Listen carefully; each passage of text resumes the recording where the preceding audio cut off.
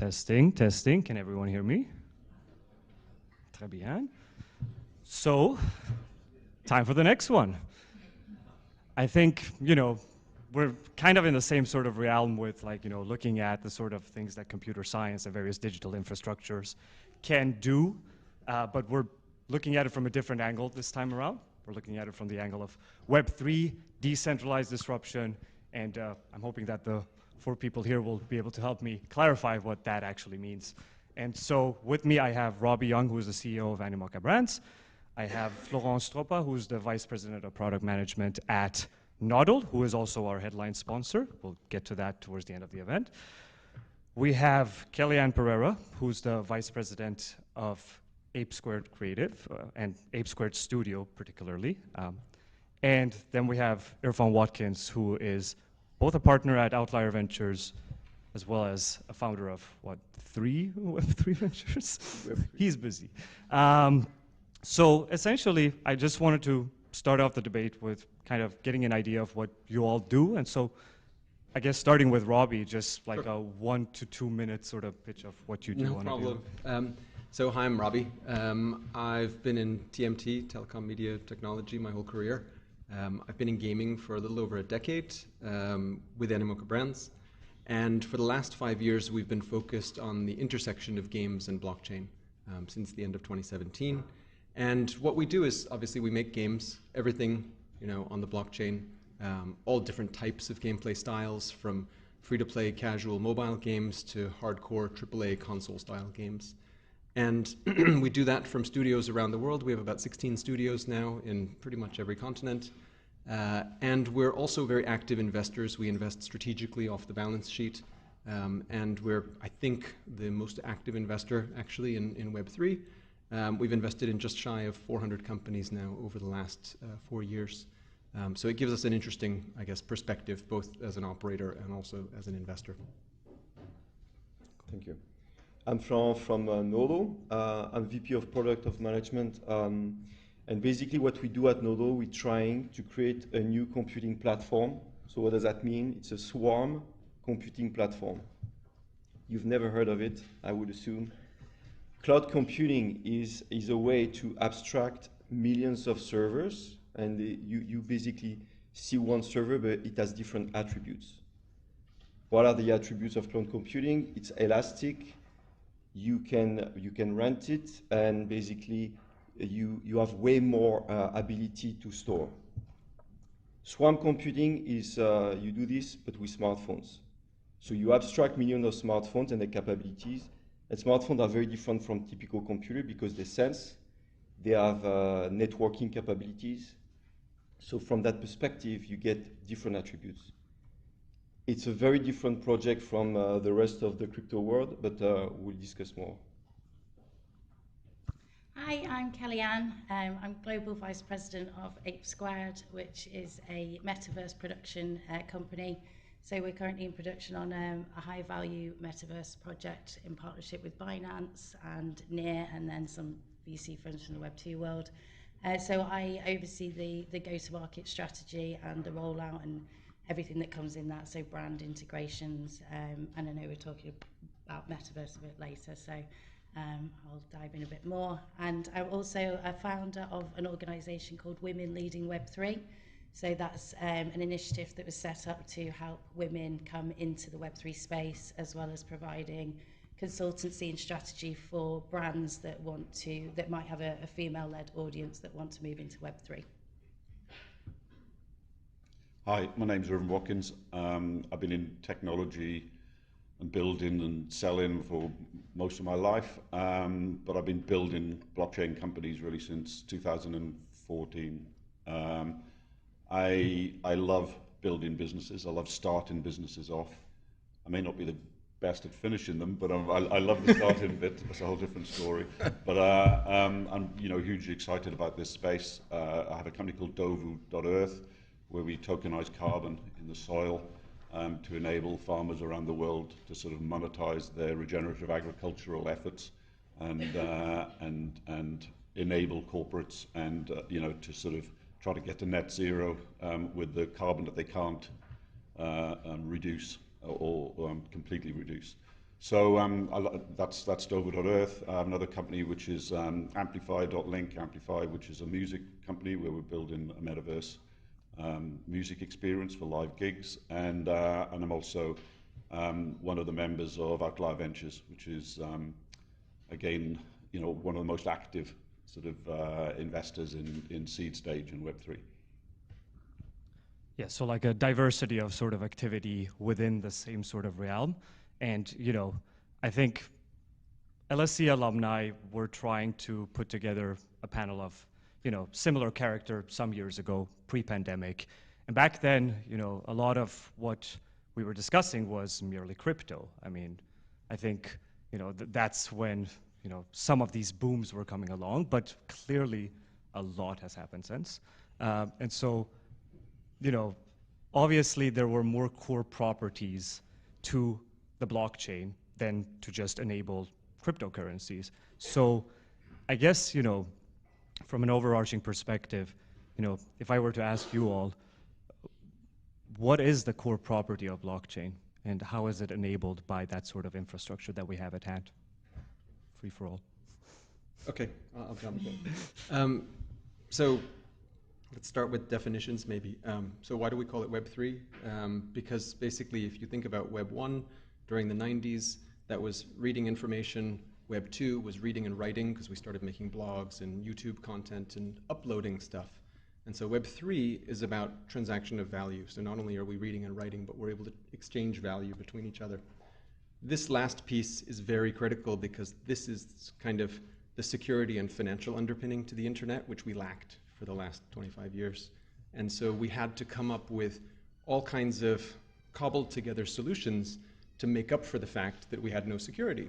And so one thing that's happened is you have a whole generation of people who've grown up with this idea that digital content has no value because it was unable to be secured and so therefore was infinitely copyable.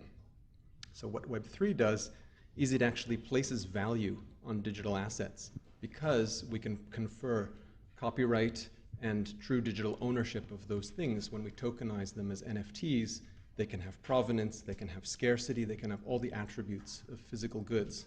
And this actually has a really, really big sort of impact on how we lead our digital lives because it actually starts to become a lot more like our physical lives once we recognize this idea of property rights. And establishing those property rights is then the point of embarkation of talking about things like building the metaverse and all this kind of stuff, because without property rights and without Web3, it's just a game. I would add maybe something about, so the blockchain, Chris Dixon says a blockchain is basically a computer that can make commitments. And what is it used for decentralization?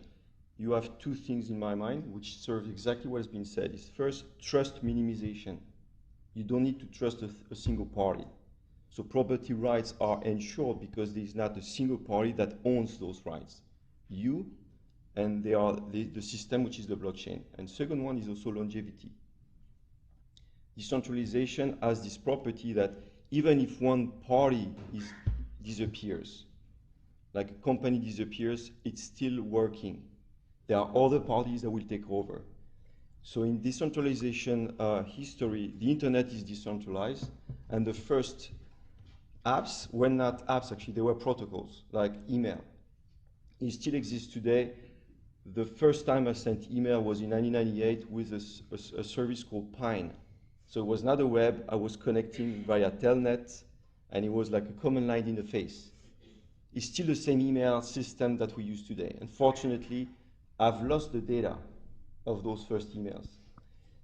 Web3 is also about this part. It's also about the ability to transfer your data and move along and have a very long time. You could have many different players. You still keep your wallet, you still keep your assets, and basically it can survive many different ways. Yeah, so I think, obviously a prominent value proposition here becomes both the sort of immutability and traceability that is enabled by this sort of digital infrastructure. And on top of that, kind of like, what that enables is, that sort of trace is, trust in the sort of tokenization of assets that are placed on top of an infrastructure of this nature. Irfan, I think you could speak to this a little bit from like, Dovu's standpoint and how, from the standpoint of carbon sequestration, what, value that brings to your startup.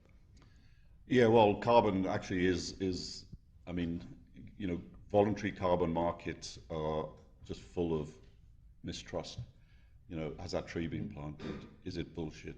Is this, is this greenwashing? Should it matter? How am I counting it? And also, when you take a look at the existing sort of voluntary carbon market sector, it just needs, massive disintermediation. What you've got is sort of a huge amount of brokers sort of selling carbon to corporates, registries which are sort of run on Excel spreadsheets, basically. Money being transferred back to the projects where they're only getting 60% of the value because the rest has been taken up through these intermediaries, and it may take a year for that money to hit these sort of projects. So you've got a whole load of problems there. And that as an entrepreneur is, wow, okay, this needs solving, this needs solving. So, what is blockchain for me? It just keeps score. It keeps score, and then you build trust layers on top of that, and you make things transparent. So from Dovu's perspective, for example, how do we get 10,000 small farms in India to sort of benefit from this carbon economy when they can't afford the cost of a centralized registry to sort of fly over there, to sort of test the soil, to do the sort of testing, all of that sort of process, and wait a year for sort of money to come in?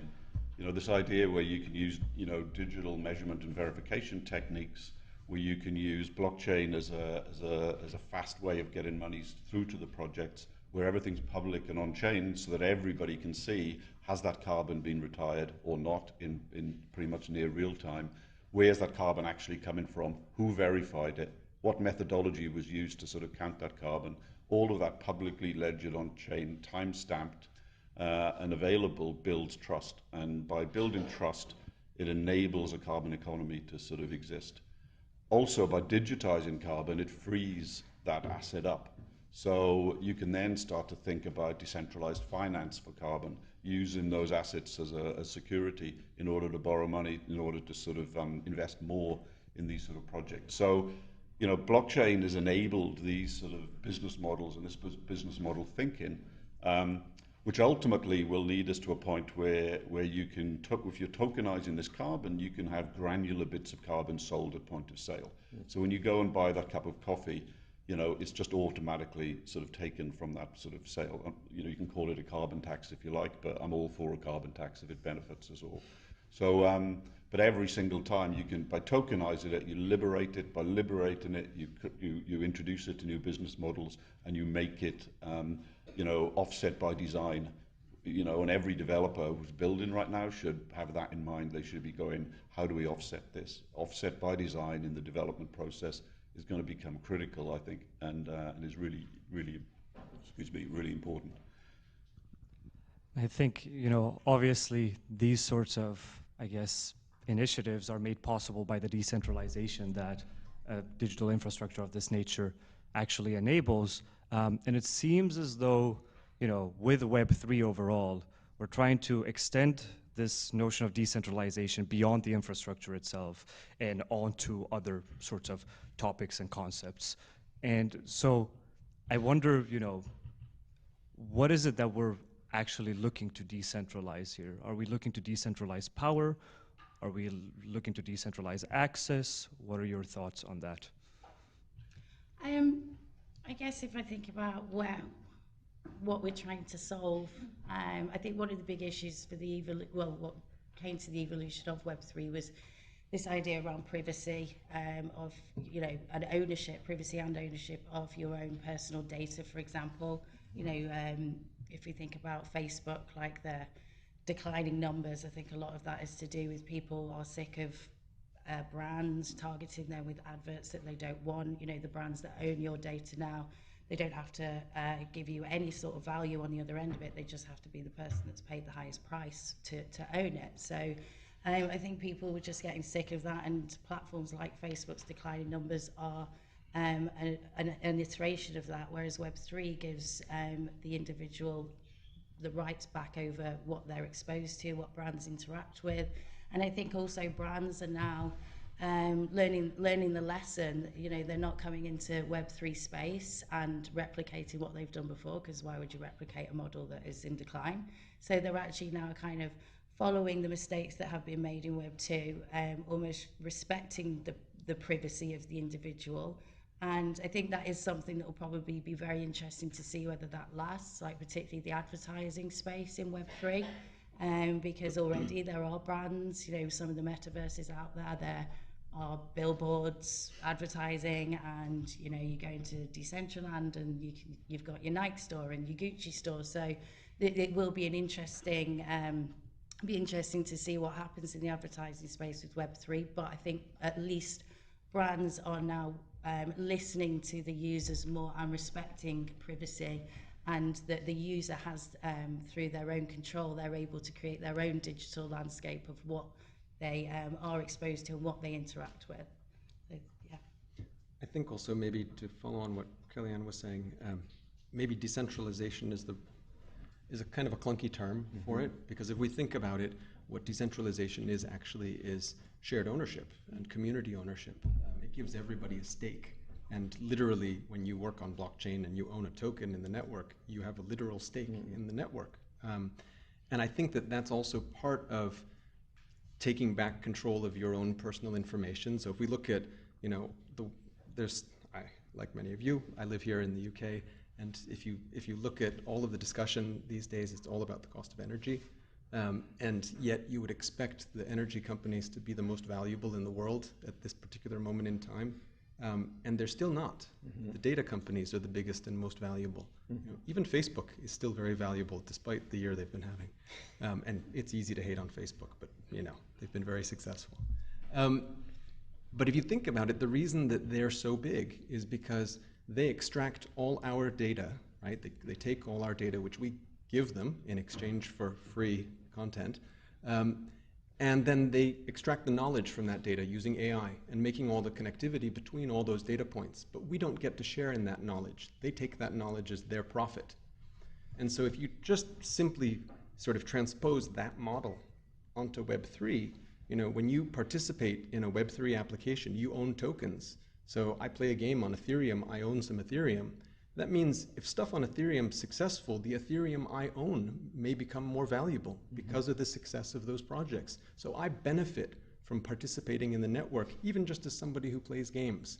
And so you're bringing this decentralization, brings equity, I think, to people who are actually surrendering their information and their time.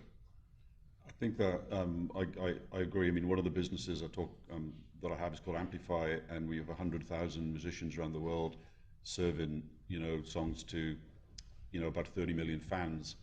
And, you know, to sort of disintermediate there again, you know, connect these fans directly to the artists, enable them to, first of all, enable the artists to own their own data, because that's really hard for a band to actually own data on their fan base. Enable the fan to have a direct relationship with the artist, you know, and get out of the way. You know, and it's sort of, to me, the decentralized disruption is about getting out of the way. If you're not adding value, get out of the way. And you know, I grew up when, you know, punk was a major influence for me. I'm an old man, so the Sex Pistols, punk, this attitude of like smash it up, you know. So I love disruption.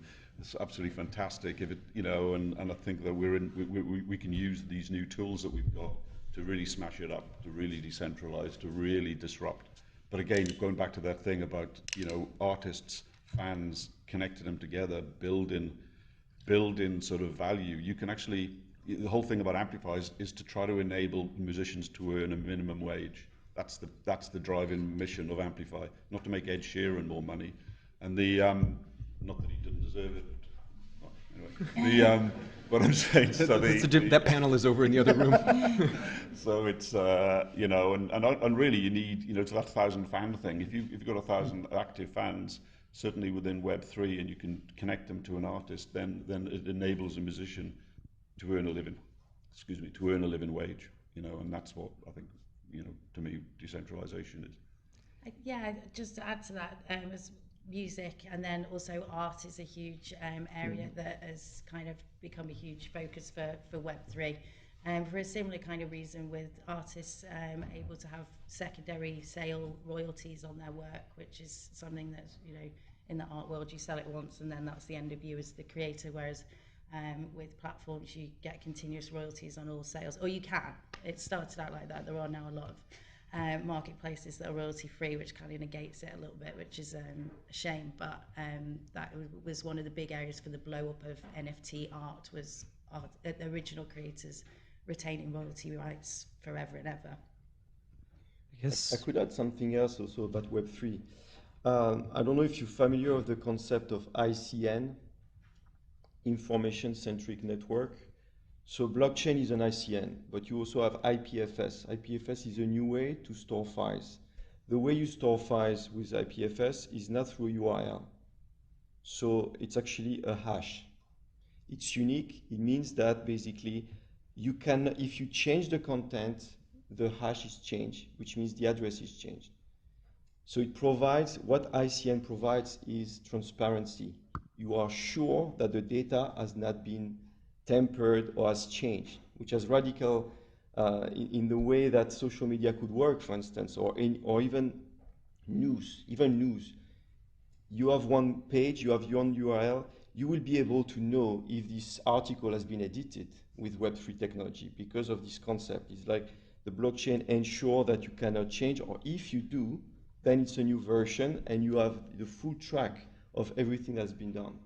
There were many topics. Actually, we talked about Twitter during the last session. There were a lot of discussion about Twitter, about the edit button, for instance. If we do edit buttons, what would be the consequence? And they just implemented it. But what was the discussion about Elon Musk, for instance, and Twitter? Is like, it's nothing about the owner or the previous owner. The problem is the way those technologies are done.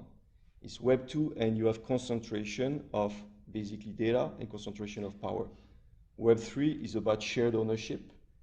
You decimate that to all the users. They all have a stake, and you have no one that can decide the future because everything is co-owned. So with that level of transparency that is induced by blockchain and distributed ledgers, I guess, you know, that has its own value propositions, some of which have already been mentioned. And obviously, when we talk about ownership, you know, there are a lot of angles to take there. But if we're looking at digital ownership particularly, you know, NFTs or non-fungible tokens have kind of become a representation of that sort of ownership. And with that, you know, obviously, if it's a representation of something that is tied to what we consider to be reality in some shape or form, it's very, very, like, it's not as easy to replicate in some sense, but digital assets are very easily replicable. So if we're talking about art, for instance, like prime example, you know, I had a friend that was crazy about tennis, and, you know, when Wimbledon released their NFT collection, all he did was buy the NFT, and that gave him access to a very, very high quality JPEG, downloaded the JPEG, sold the NFT. Still had some level of ownership, depending on how you define ownership, right? So are there ways to... JPEG then? Yeah. So then I guess I wonder, are there ways to circumvent that sort of paradigm? Well, for me, we use NFTs to, you know, identify a particular source of carbon in a particular place around the world. It's got nothing to do with art. It's, you know, and I think this idea that NFTs is just is art and bored monkeys and whatever, you know, is sort of it's that and everything else. It's authentication. It's proof, you know. And then when you start to look at that, you know, then again, you know, taking a JPEG of a token of carbon in the soil is, you know, pointless. It's not, you know, it actually isn't a picture. So it's so I think that's where I see NFTs. That's where NFTs are going to sort of explode, is in you won't even know that they exist behind the scene. They're just there as a token of authentication that links to something real. And I think as well, the days of what's called PFP or profile picture NFTs, so just your JPEG art, they're kind of Well, maybe not in decline, but I think the future is NFTs of utility. So now most brands, or whenever they launch an NFT, it's not doing what Wimbledon have done, which is just a JPEG. It's some, whether it's membership or exclusive access or whatever it is, it's providing some other form of utility by owning the NFT. And I think they're just becoming, well, even a tennis example like the Australian Open, when they did their NFTs, they the NFT you bought wasn't just like a JPEG image. You actually bought a square inch, I think it was, of the court. So when the final was being played, if the ball landed on your bit of court, the value of your NFT was going up and down live, depending on how much action. You know, if you had the bit of court that had the championship winning ball, then that was the value of that skyrocketed. And people were kind of watching the metadata live more than they were watching the tennis, because it was about, like, became this fun game of like, oh my God, my NFT's gone higher now because, you know, he just did an ace on it. So I think that's sort of the interactivity or utility. It's not really about static images anymore. I think those days have been and gone, and we're evolving quite a lot. So 100% agree on utility. We need to say something we don't 100%. agree on. Someone say something But controversial. I'm gonna defend static NFTs. Okay, there we go. Good. But I think the way to think about utility and value, because a lot of focus of hype and media attention in this space over the last 2 years has been on value. And value, in my mind, is inextricably linked to utility. So I think all NFTs have value. The only question is, what is that value? And the less utility it has, the less value it has. The greater the utility, more value, just like physical stuff. So if we just take the idea of art, I think questioning whether digital art has value betrays our bias at having been trained for 20 years that digital stuff has no value, right? Because everybody thought Andy Warhol's art had no value because he had a bunch of kids producing it with industrial stamps and stuff in the factory. He called it the factory, right? And everybody said, that's not art, right? So it's not up to us to define what is art. That's up to the artists, you know. Some of us think art that takes more man hours should be worth more than art that takes less man hours, right? These are debates that we always have. I think the most important part is that the artist can now authenticate whether it's real, number one, and number two, benefit from it, because this is the most important thing. How do we enable the creator economy? And one of the things that we've observed in most of the Web3 projects that have had some modest success to date is that they do so with much smaller user numbers, because you don't have lots of people in the middle extracting value out of the system. And so you can build projects for communities that have numbers that are tiny compared to what we're accustomed to in traditional Web 2, because Web 2 is all the attention economy. You know, if I'm making 3 cents per paying user and I only have 2% of my users in my game, you know, paying me, I need 30 million users in order to make tens of thousands of dollars, right? Just to be able to pay somebody to make that content. But if I have a project where my average user is spending a couple $100 a month, you know, maybe I can have 500 users and make a good business out of that, right? And so the dynamics of it change, and we have to get out of this mentality of thinking, oh, we need to have millions and millions of users. Unless you're in an ad business, you don't need millions of users.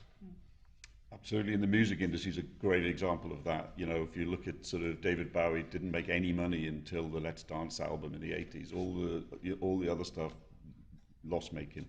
You know, and lots of musicians are the same. So they've got this sort of industry and has created this model where artists need to try to make it big, you know, and then when they make it big, they can sort of monetize that and make sort of money. Actually, the artists very rarely make money, but the industry needs the big artists in order to fuel the sort of their business. So actually, by getting them out of the way, and don't get me wrong, the industry does have a role to play. I'm not anti-music industry. But by sort of removing them from the fans, from the fan base, and allowing the artist to engage directly with the fans, exactly what Robbie was saying, you can have a much smaller fan base and you can be earning more money, you know, than if you had a #1 album, for example. It's a crazy, ridiculous, skewed business model that Web3 is enabling sort of musicians to sort of take a new look at and say, actually, I don't want to play that game. I like this game over here. Yeah. I think a good example of that is. So in the gaming industry, like the play to earn market, It's a game called Axie Infinity, which is probably like the biggest example of like a play to earn. And when it first came, the users were earning, phenomenal amounts of money. They didn't necessarily have to put anything in, but you could earn the in-game currency. You could then extract it from the game and convert it into crypto, even convert it into fiat currency, which is what was happening. And essentially, the game was kind of getting rinsed because there's no, longevity there if all people are doing is extracting. So then they had to implement some restrictions on how much could be removed from the game. And then they just saw this enormous mass exodus of followers who just left because there was no brand loyalty there to the game itself. People were just there for earning, and it was a real lesson learned. It's certainly something, a big part of the MetaVerse that we're developing, as Robbie mentioned, it has sort of AAA game aspects, but also this play to earn aspect. So we're trying to figure out how to stop that from happening by building brand loyalty to the project rather than brand loyalty to how much somebody can earn, for example. So I think having that core, if anyone is thinking about going into a Web3, is building a very small core die-hard community is more important than how many people you've got in your game or on your platform or whatever it may be, because they need to be there for the right reasons, or they leave and they go somewhere else, which, that's not a Web3 thing, that's a brand thing, but yeah. We could sorry. I wanted to. I'll disagree with her in a second. Okay, good. There are other kinds of NFTs that maybe we are. Most people know about the JPEG NFTs. That's the most well known. But there are other kinds like SBT. I don't know if you've heard of soulbound tokens. So it's more like a badge, which means whatever you do, for instance, in a game, you would have the badge, and it's actually stored to your identity, which is your profile or your wallet. So it's a different kind of NFT, which it's linked to your actions, then it's a stamp, and thanks to the stamp, you may have access to other things. I think, for instance, one of the most successful NFT project is Bored Apes. Is it really the picture that is valuable, or what it gives you access to? It is a community, and you can get to go to clubs. You have like specific parties. It's very well known in the US. It's because you are able to sign with this NFT that you prove that you have this NFT that you can get in. So it's a key. It's a door opener. It's not really the art. The art is just a way to represent, but basically the art is not the fundamental things. Yeah, it's kind of tying it to what Robbie was saying about tying value to utility Exactly. in some sense, for sure. I'd love to change the name of soulbound tokens, though. I mean, it's just a terrible. It's terrible. It's terrible. I agree. Exactly.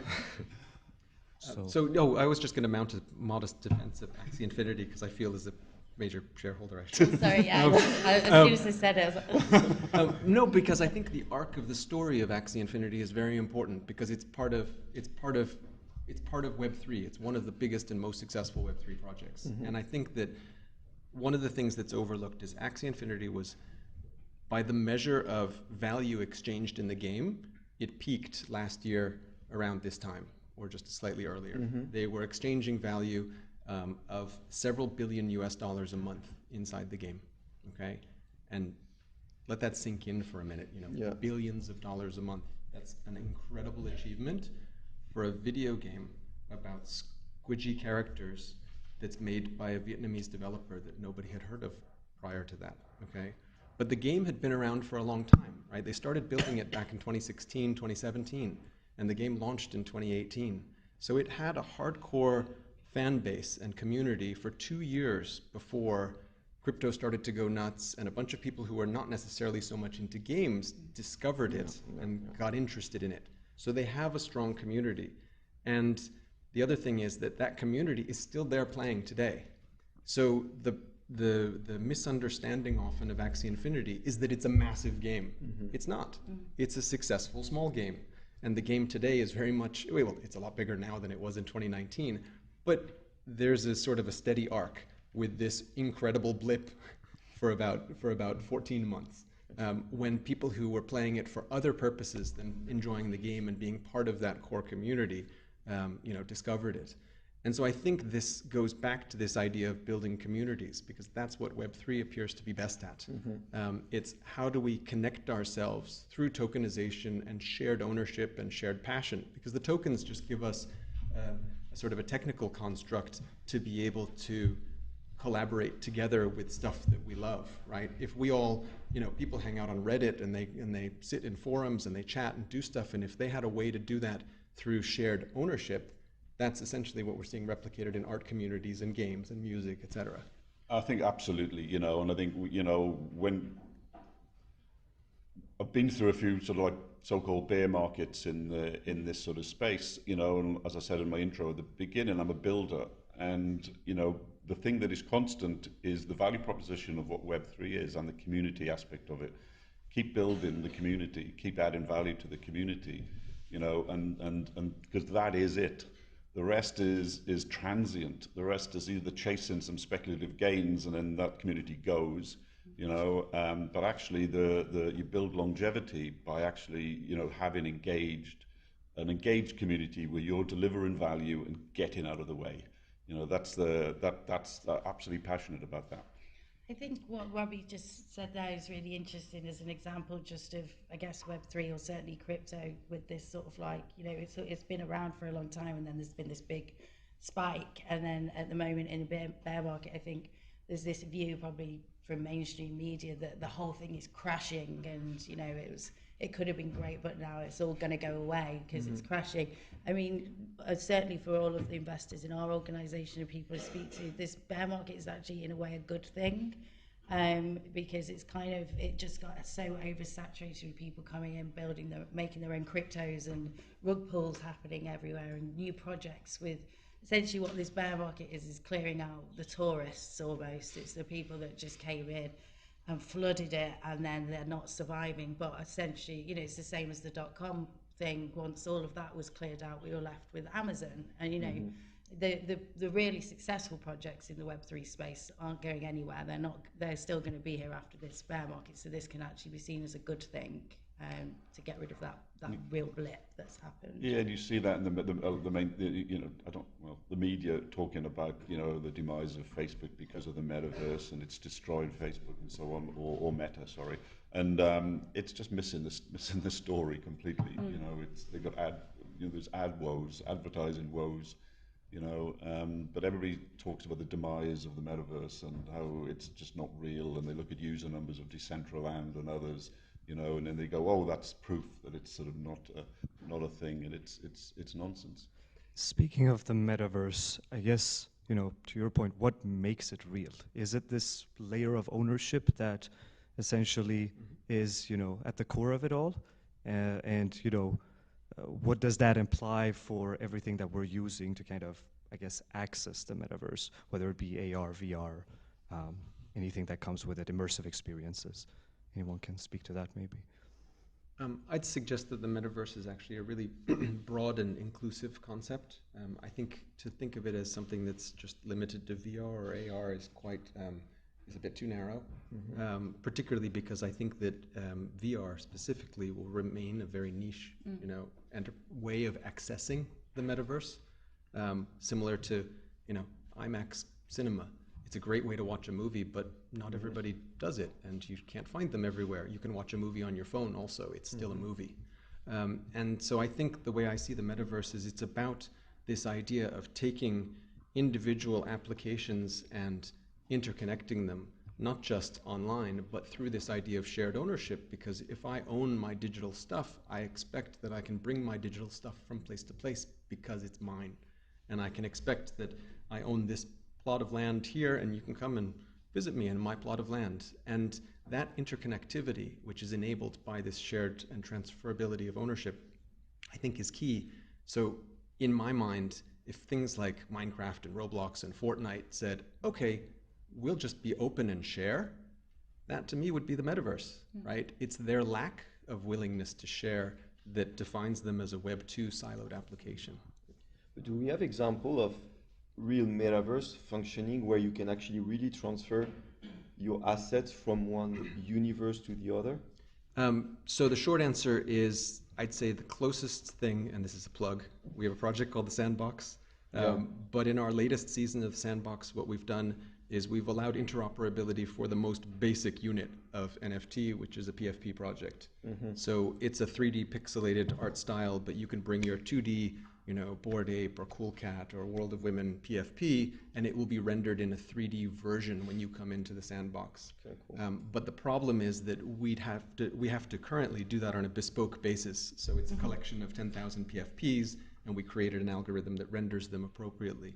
I'm actually working with lots of other companies on something called the Open Metaverse Alliance, where it's basically a nonprofit consortium, and we're trying to come up with standards for interoperability. It's going to take a very long time, realistically, years. But we are working at the problem, and we're starting at it with some of the core members of like Sandbox and Decentraland and all of the sort of older metaverses, if you will.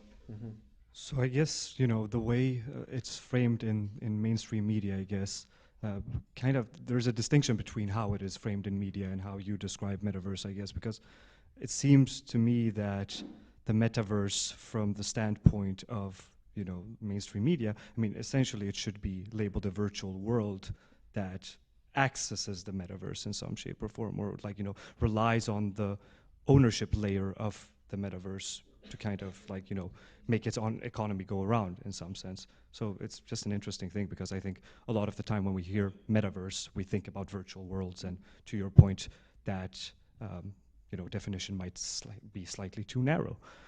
So I want to shift gears a little bit. I want to discuss a little bit about adoption, because I think we've had a general discussion around some of the overall value propositions and what you can expect from this specific field.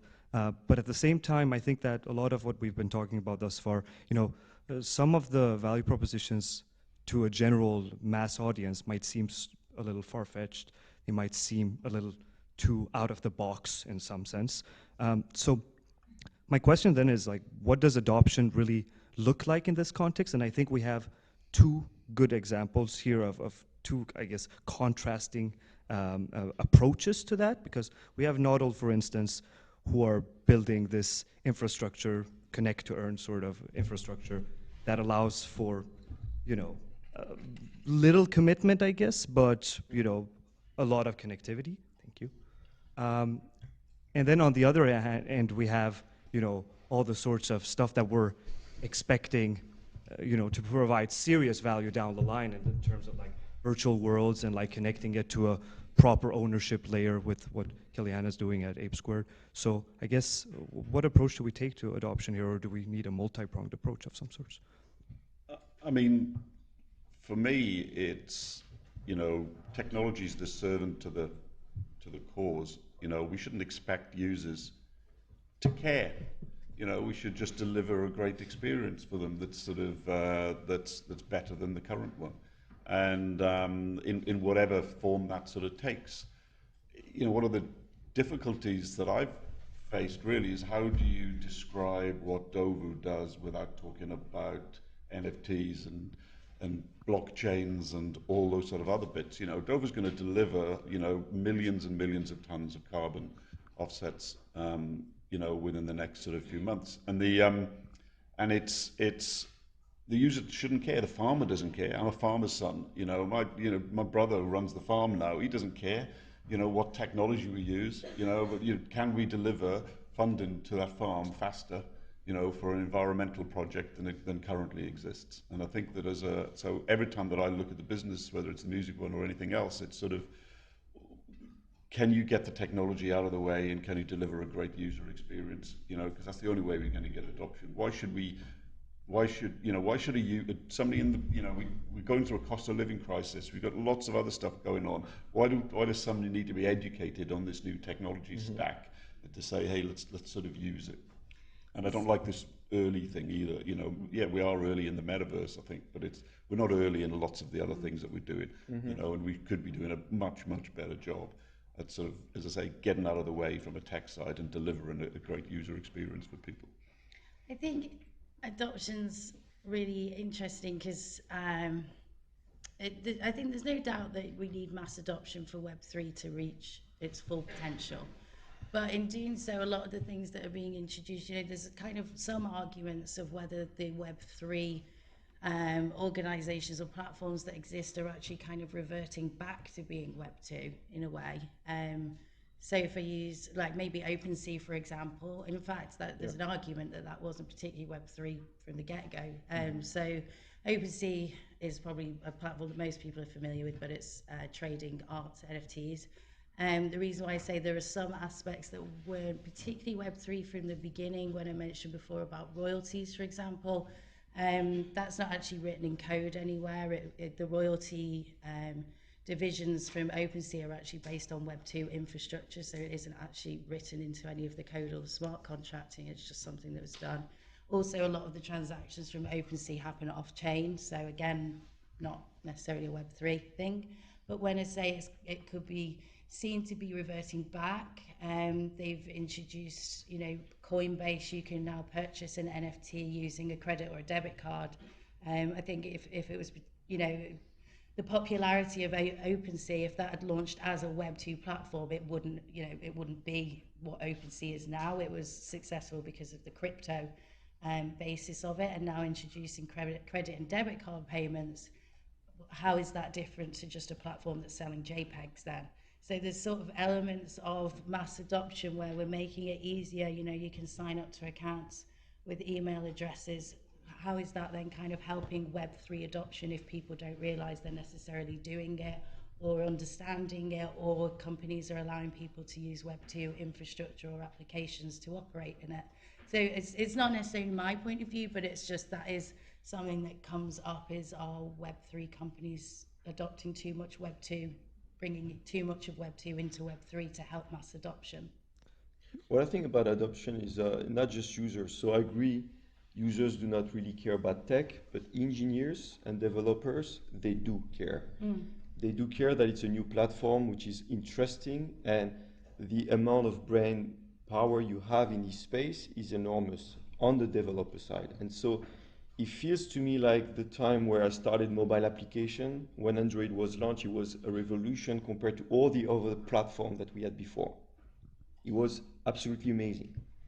Now it's a closed environment, so it's much harder to develop on iOS, Android, because you have privacy, you have so many things that restrict your ability to innovate. Web3, it's a new frontier for development, and it means as well that you have many developers who are adopting the technology, and user adoption will come later when fantastic application will be built. We are, in my view, really at the beginning of those new applications. There are games, you have DeFi, you have NFTs and so on, but it's just the start.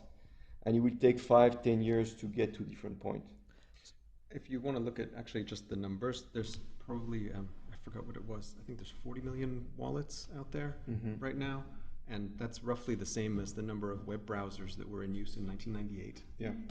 So for those of us who were online in 1998, we spent a lot of time online, but most people hadn't been online yet, frankly. And you know, the most popular search engine in the world was Alta Vista, right? For those of you who remember Alta Vista. So and you did that on your Netscape browser. So that whole generation of businesses, you know, has been forgotten, and these things have moved on. So I think we are still very early, and I'd caution you to think back to when you first got a smartphone and you connected it to your bank account. How was that experience 10 years ago? Horrible. Was it simple? Was it easy? Did you have to do it 7 times for it to work, right? And you live in a developing country. So you have, and these were, you know, Google was not a small company when Android launched. So these things are hard. And so I think, you know, I would urge people to cut our industry some slack, because if you look at products like OpenSea or games like Axie Infinity, these teams literally invented technology to be able to launch their product. Like, there are many inventions in there. When we worked with Dapper Labs and CryptoKitties, they literally invented the NFT like 60 days earlier. So it's very early. So I guess my next question then is, like, with regards to the nature of adoption in this sort of context, because you mentioned the importance of community in this sort of context. And you mentioned that, you know, these communities don't necessarily have to go big. So then does that require whole other level of diversity of projects and communities and concepts to be introduced to Web3 for mass adoption to happen? Or can you take a similar sort of Web2 approach where you were looking to establish platform effects? It'll be driven by consumers because Yeah. consumers will demand it. Yeah. If they have a equally compelling product and one of them charges them 30% more than the other, it's a no-brainer. I think as well, because I do quite a lot of Web3 consultancy at the early stages of brands moving into Web3. And what I see a lot is when I go to a brand, they'll say like, we need you to make a Web3 strategy, which that's not a thing. What the brands need to do is recognize whether they want to bring a Web2 audience into Web3, or if they're trying to capture native Web3 like OGs as their audience, because how you'd approach them is completely different strategies, and that's where so many brands fail because like Liverpool Football Club, for example, they actually went to their fan base and said to them, we're thinking about moving into Web3. Do you want this? The fans quite clearly said no. Liverpool then just dropped some NFTs. In fact, they dropped, I think it was like 120,000 Liverpool NFTs when the audience had already said they didn't want it. They didn't understand it. They had no education what an NFT was or why Liverpool were doing it. And Liverpool didn't really have that much utility. And I think they sold around, it was like 8 or 9%, which is just a massive big fail. Not everyone does think that was a fail because it's still quite a lot, 8 to 9%, but it could have been done where they could have brought the audience with them. It could have been a much bigger success, should we say, had they not just gone and dropped NFTs to an audience that doesn't know what they are or why they should be investing in them. So I think education is a huge thing around mass adoption, is talking to your audience about why this is going to benefit them, helping them on the journey, and not just dropping NFTs at them and expecting them to purchase them. We're running low on time, but I just want to ask one more question about adoption, and then we have a wrap up before we open up for Q&A.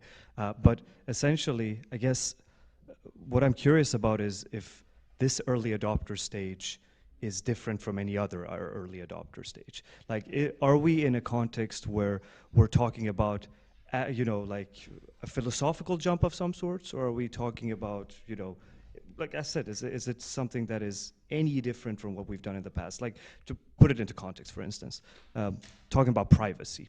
Privacy is one of those things where, you talk about the immutability of blockchain, and you talk about the fact that nothing can be erased, and suddenly, some people are just like, that clashes with certain like regulations around like GDPR and right to be forgotten and all, or right to erasure, as it's called now. And so I'm wondering, are there some shifts in the sorts of philosophies that we're adopting? Because, I was talking to someone about this. Someone had a very established sort of company that said that, you can't know if your privacy is violated if you don't know what you own. So is that a sort of mentality that is being adopted within space, or what are your thoughts around that? I mean, when I look at, regulation is the thing. Mm-hmm. I think previous iterations have sort of not had the regulatory hurdles and the sort of the muddy waters of regulation that Web3, previously known as crypto, previously known as whatever, currently has. So we've got to build. If you're an entrepreneur in this space, especially when we started back in sort of 14, and you were building a crypto company with your own token, you've got to have a flame retardant suit on, basically, to sort of enter into that world. It's not for the faint-hearted, and it still isn't. Mm-hmm. And so I think that apart from the technical adoption, apart from seed phrases and soul-bound tokens and stuff like that, put the fear of God into people, in terms of what am I doing here. You've got the regulatory environment as well, which is sort of which. And I don't know if that's ever going to get fixed, to be brutally honest. I don't know. But I think that is, maybe I'm forgetting the past a little bit, but I see that as something that we didn't have to sort of experience in previous sort of leaps in terms of technology. Yeah, I think. Sorry, go ahead.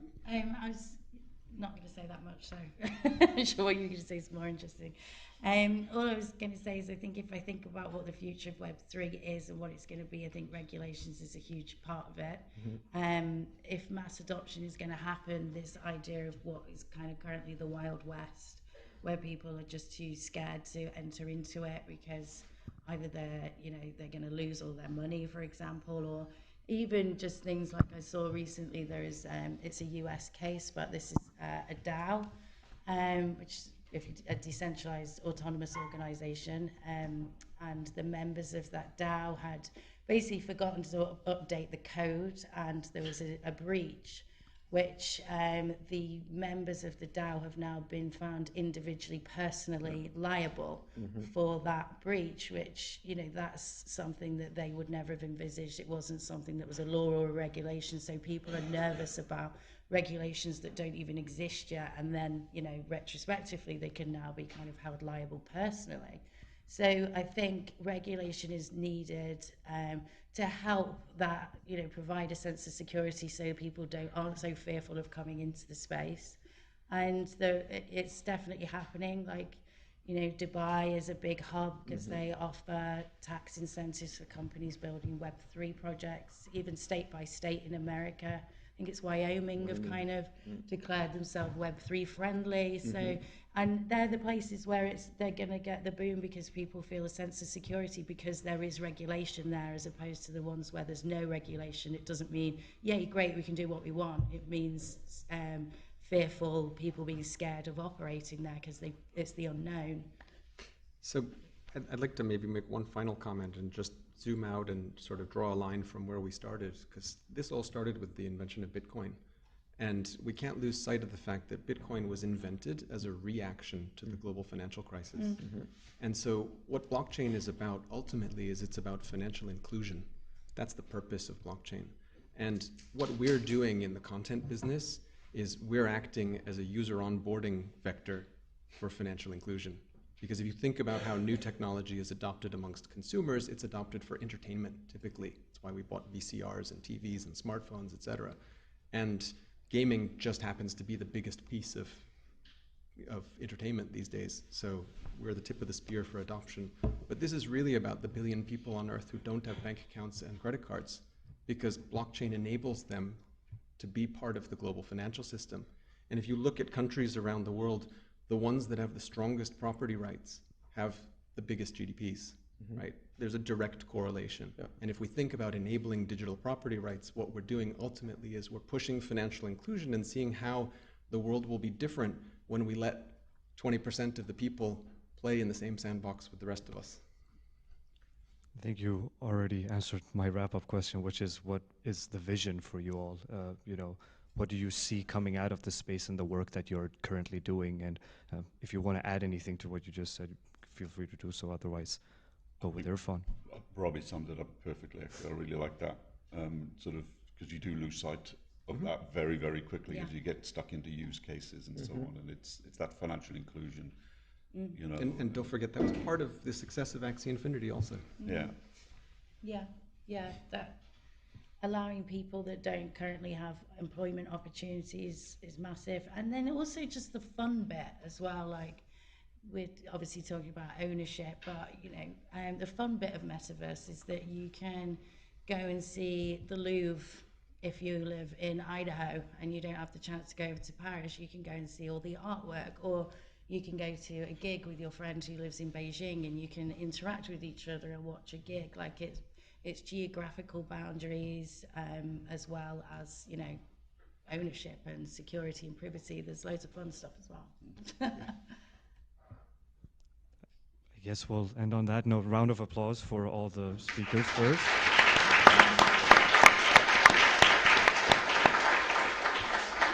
And we'll open up for questions. I wanted to ask about and get your opinions on some of the negative association that people have with Web3 NFTs, and I feel like the increasing ways that people feel like they're being overly monetized too. And I thought it was interesting talking about the pull and breaking up a tennis court into 1,000 pieces, which is a way that people never really thought you could monetize something like tennis.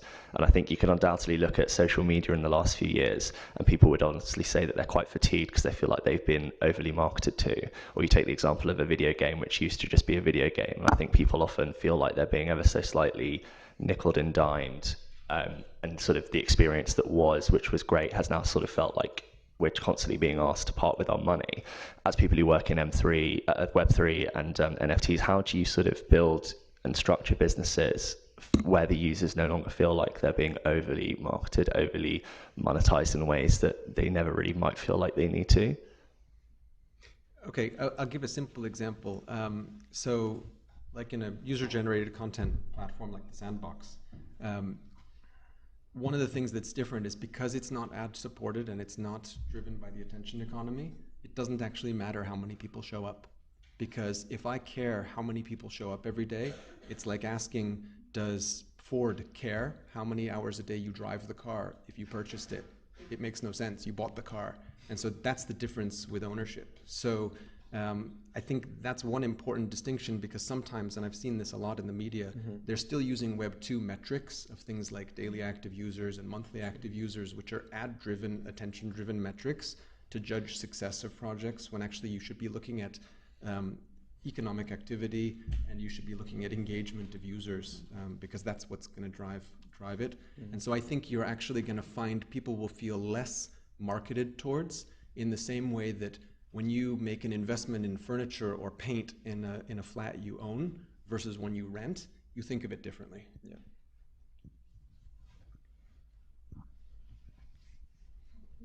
Hi. Yeah, my name is Kelvin, LSE alum and also founder of a art tech startup based in Hong Kong, actually. So my question is regarding sort of geographical adoptions in different areas. So in Hong Kong, for example, I think Animoca is one of the greatest success stories, and virtually all the banks are on the Sandbox. So, but then, you know, maybe in Europe or in the US, it's less so. So I'm just wondering sort of how you guys see different geographical expansion adoption rates for Web3. Definitely. I mean, I can talk for my projects. It's definitely Southern Asia and Latin America, actually, where we see the largest adoption level geographically. And historically, we can say also the first cryptocurrencies like Bitcoin or Ethereum were serving a purpose which was definitely more, let's say, in tune with the problem of some geographies. When you have rampant inflation in some African countries, Bitcoin was a very good way also to protect you against inflation, but also not having your account being blocked or those kind of things. So there are geographies where it is actually a solution to a big problem. So we see this adoption growing in those areas much faster than in the Western Europe. Also, I think it's sort of what community are you looking to build? You know, going back to the community aspect of it. I mean, I think when you launch a token, for example, you know, you have multiple communities there. You've got the speculators, which you have very little control over, you know, and then you got the utility, which you do have control over in terms of what you do, and there'll be different adoption rates for those different audiences. Without a doubt, speculators will come from, you know, far and wide, whereas the community that you're looking to build, the utility, you know, you're going to be focusing down on something, you know, that ensures the community stays with you, because you've got the transient speculator and then you've got the community itself, and it is a sort of weird sort of thing when you launch a sort of a project with a token where you've got these multiple sort of stakeholders that you're looking to sort of address. And it was a steep learning curve.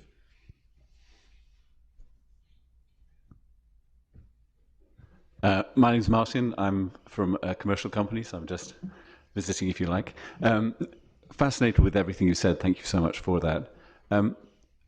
I note that there's kind of a real idealistic foundation around Web3 and the way in which you're looking at things. Is there an opportunity to align with other, if you like, movements with strong ideals as part of, if you like, setting the principles on which to move forward? I'm trying to think about how that fits specifically. I mean, it's definitely, I mean, our unofficial motto in the office is that we're going to fix capitalism. Okay. Which is an ambitious goal. Well, because if you look at where we have the most difficulty in Western society today, specifically, it's through income inequality, and that's at the heart of all of the political problems we have. Everything. It's all about income inequality. I mean, as an American who lives in London, I know everything about income inequality, right? And if we can start to allow people to have more ownership over the valuable data that they possess, then maybe we can fix some of that. I think as well that if I think about, I think it's so easy to think about Web3 as NFTs and crypto and things like that, but if we kind of think of it as like the blockchain technology, so this immutable record of data, and like from that sense, I think like the United Nations, for example, they pioneered quite a lot of blockchain technology in tracking misplaced persons from when they, particularly with the war in Ukraine, families are being separated and, ending up in refugee camps, and millions of people like tracking, using blockchain technology to track people. And then even crypto, crossing borders with fiat currency, as soon as you cross that border, it's useless. Whereas now, crypto is not only not useless, but also for security, just all you need to remember is your wallet, and then you can access grocery stores where it's immediately taken out of your wallet, or retina scanning. So I think if we think about the technology is the thing that can probably be used in all aspects of commercial, outside of NFTs or gaming, for example. I think that's absolutely, and going back to what Robbie was saying, really, we have I have the same mentality. It is absolutely a passion. It's a fire in the belly. Addressing the question about the nickel and dime this Web3 sort of technology enables us to build models that don't nickel and dime and don't need to nickel and dime. Our music business is about, enabling musicians to earn a living wage. Our carbon company is about enabling small farms, around the world to sort of benefit from sort of the work that they do, which sequesters carbon that benefits us all. How do they get included into that process, as opposed to big agriculture, which is already included? So it's absolutely a fire in the belly, to sort of do that. And I think that actually, bring down capitalism.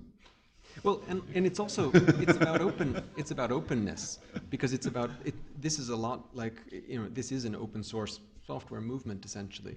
And if you think about, wind the clock back 10 years, Facebook was the biggest gaming platform in the world. Yeah. And the reason Facebook gaming was so huge was because it was open to developers. Mm-hmm. And they all flocked to Facebook, and they made lots of money for themselves and created great content.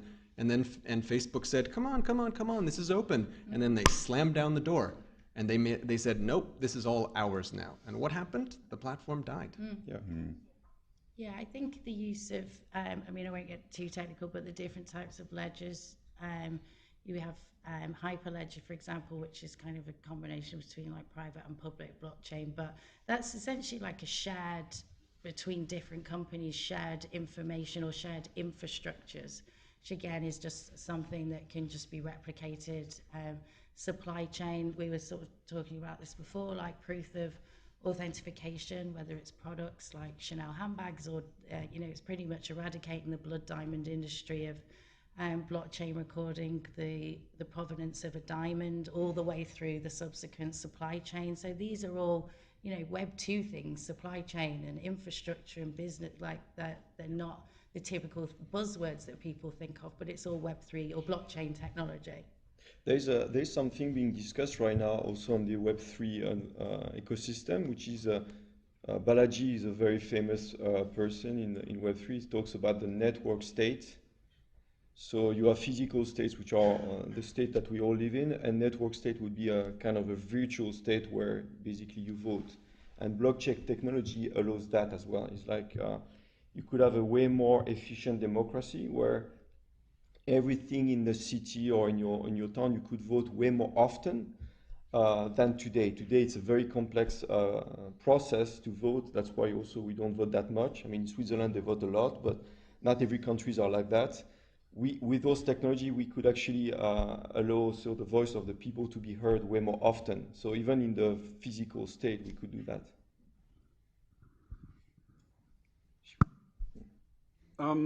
You're going to destroy capitalism by selling people magic beans, right? I mean, as a cynic, you know, I look at this and I hear the NFTs, crypto coin, it's the basis of huge numbers of scams. This thing in Wimbledon, that's just unregulated gambling. How can the people who are trying to create the vision of this industry and the practicality of it overcome this kind of thing? Because there's such, you know, cryptocurrencies. I was actually writing code in 2010 to do with Bitcoin, and it's a vision which I absolutely bought into. But it's been, you know, so many scams associated, so many horrors. The consumption of 5% of the world's electricity supply. I mean, how can we stop this kind of egregious kind of, I don't know what it is. And I think cryptocurrencies will be destroyed because the central banks of the US and Europe will, when it gets big enough, they'll say no. This is illegal. We're not having people issuing their own currencies in our country. So how can we prevent all of it? How can we make this vision really work?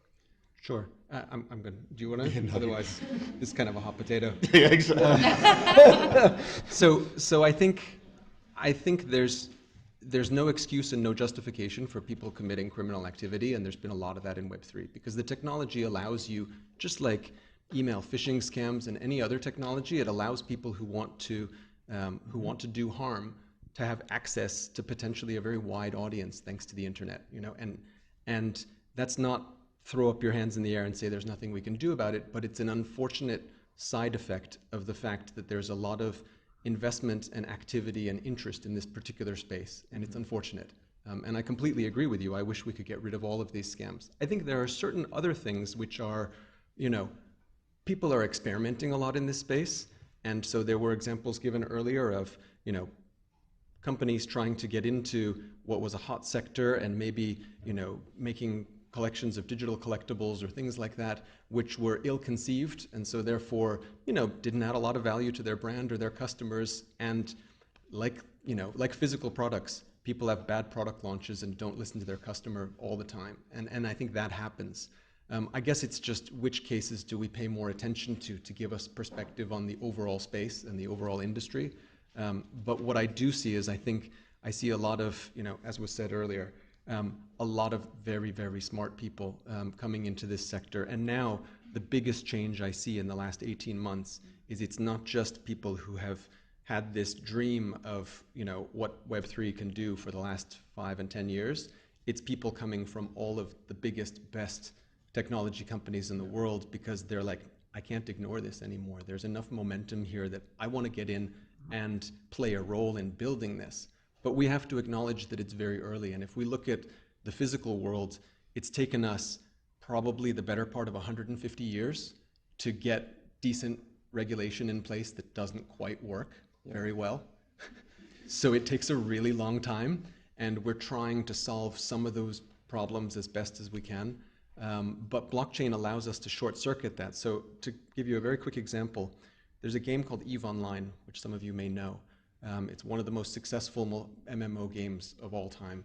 And by success, I measure that in longevity because people have been playing EVE Online for 20 years nonstop. And that's an I play EVE Online. There you go. And so EVE Online is the perfect example of building a community. And I was fortunate enough to get to know the CEO of CCP Games who makes EVE Online because he lives near me, and in the pandemic we could meet outside. And so you could only see each other because you live near each other.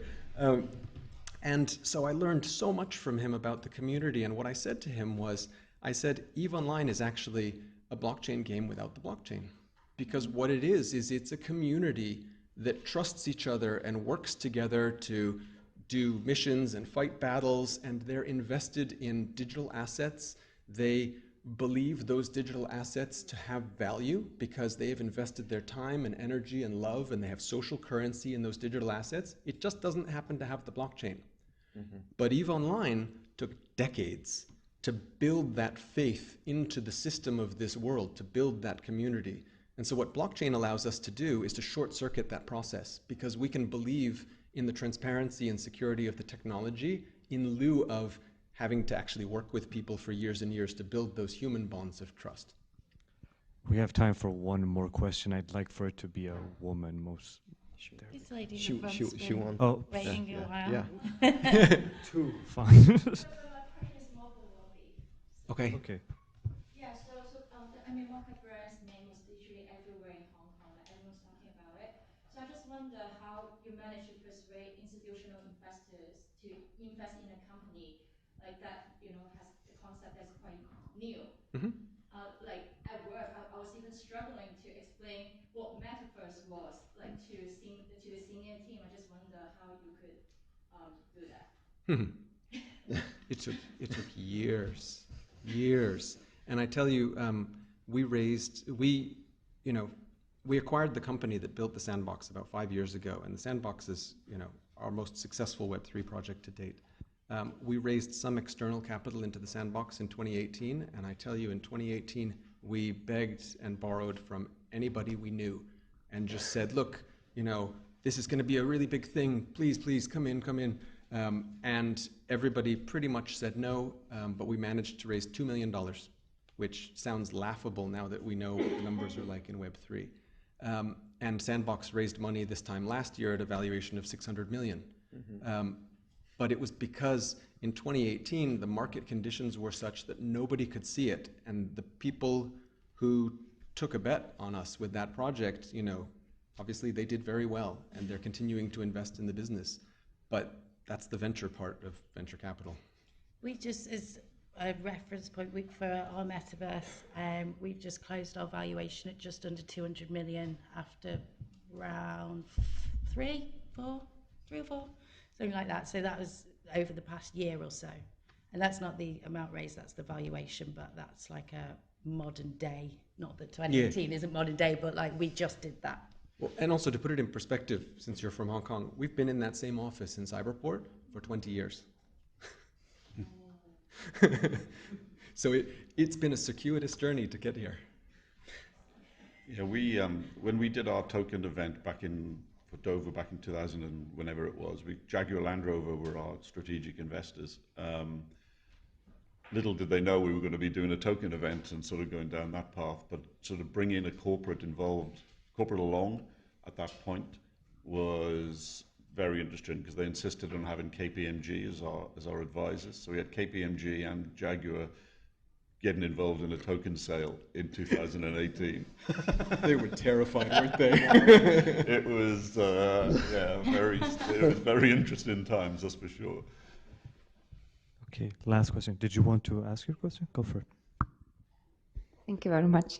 I was wondering, we spent quite a bit of time talking about consumer side of Web3, and I was just curious to get your thoughts on, with the current bear market, as Kellyanne mentioned, it might just remove some tourists and it's great for the market. But I was wondering, would it kind of stop a bit or slow down the consumer side adoption and allow bigger enterprises to benefit from blockchain technology? And what I mean by that, on consumer side, you have this regulatory pressure that companies are afraid to build anything that will touch consumer side. While, big enterprises, central banks are building, private blockchains behind the scenes that are not necessary, subject to this regulation. And you basically have, one side that is really pressured and people are afraid to build because of regulation, more volatility, scams, and so on. And you have the other, a lot of things going behind the scenes. And my question is, during this bear market, do you think that consumer side adoption will slow down and enterprise adoption accelerate, and allow the capitalism to overtake again Web3? I think corporate blockchain and the activity in there, I'm involved in a few things in sort of that space. It's got nothing to do with the regulatory environment at all, really. It's just building systems that sort of hopefully will be more efficient, and whether that's supply chain or sort of other things. We were founding members of MOBI, actually, which is the Mobility Operating Blockchain thing. Anyway, it was all about sort of in the car industry and trying to create standards about connected vehicles and so on and so forth.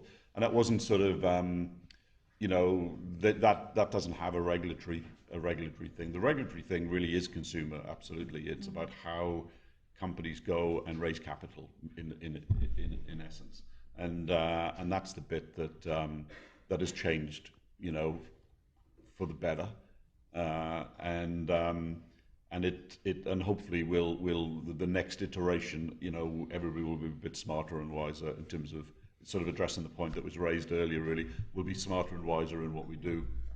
I mean, sorry for hogging this, but the thing about blockchain though in Web3 is that it's public. We have no idea what fraud is going on in centralized banks that we don't know about. We have no idea what fraud is going on just around the corner, right? When we see a rug pull or we see something going on in Web3, we see it. It's public, it's visible, you know, so that's the bit, you know, the headline of the newspaper doesn't cover that. Just go, oh, fraud over here.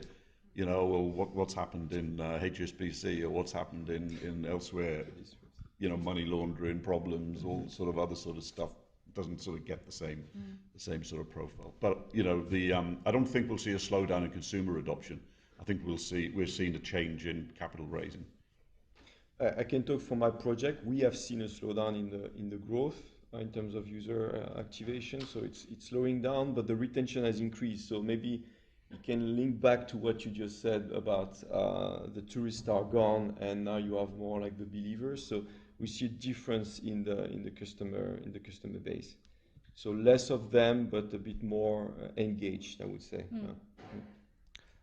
I guess, like, speaking of adoption, before I let you all go and have some food, Nodal has done us the favor of actually putting together a commemorative NFT for this event. So if you want to have your first crack at actually accessing an NFT, we have QR codes all over the place. So feel free to scan those and get access to the app and provide them with honest feedback of, you know, like, well, you know, what they're doing and what you think about it. But with that, I want to thank our speakers once again. And yeah, let's eat.